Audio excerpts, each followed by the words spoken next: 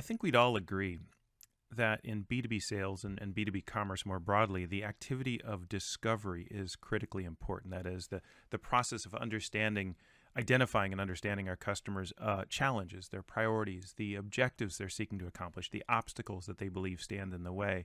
And through a process of whether it's questioning or conversation, we can figure out what those are, understand what our customers perceive those obstacles and objectives to be, and then we can, of course, align our solution to helping them better achieve those outcomes. When you think about the term discovery, it actually, the term itself, and for that matter, the underlying process that it implies, are actually pretty problematic. So this idea of discovering, it's those objectives, those priorities, those obstacles are known, they are there, and our job is simply to take the cover off of them, right? To make sure that we understand them as well as our customers do. But something that's sort of at the heart and soul of both the challenger approach and what we believe at Ecosystems as well is, what if maybe your customers don't have a full grasp of what those challenges or objectives or priorities are, or for that matter, could be? And also, for that matter, what if they weren't fully aligned across the group of stakeholders involved in that purchase in making decisions and taking actions to move forward against those objectives? So I think maybe the better way to think about discovery is that maybe not even to call it discovery. At Ecosystems, we like to think of it almost as a process of what you might call value scoping, to scope out what would be valuable to that customer across the next 6 to 12 to 18 months, and to do that collaboratively, right? So they'll have some ideas of their challenges or priorities or objectives, but classic challenger, there may be things that they're not thinking about but that they should be thinking about, both in terms of opportunities and maybe in terms of obstacles.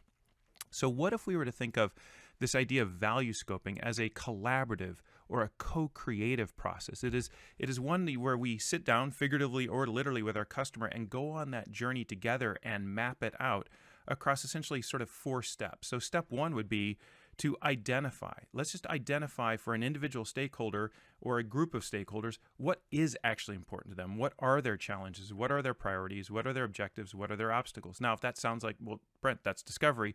The idea here is that we, as the supplier, as the partner, can bring our perspective to the table as well. So that process of identification isn't us uncovering, it's actually co-creating. By throwing our ideas onto the table, suggesting our perspectives, bringing research into the conversation that can help them identify things that maybe they wouldn't have identified on their past. So identify what are the challenges, priorities, objectives, obstacles that they're seeking to either accomplish or address. Second is then, after we identify, is to align. How do we align those stakeholders around those objectives and around those priorities such that they all agree and can consolidate their understanding so they have a common understanding of what they're trying to do? And that leads directly into step number 3, is to prioritize. Okay, so now that we've identified, we've aligned, let's prioritize which of these are most important for you as an organization to get after right away, given time frames, given resources available, given the potential of our help. What are the things that are most important? And then finally put together a plan to execute. And this is exactly how we think about it at Ecosystems. The entire platform is set up to do exactly this. Is this process not of uncovering what the customer already knows, but actually bring to the table a perspective and collaboratively, mutually create a perspective around what would be valuable to you as a company going forward. Do you agree? Is it most important? And how do we get after it?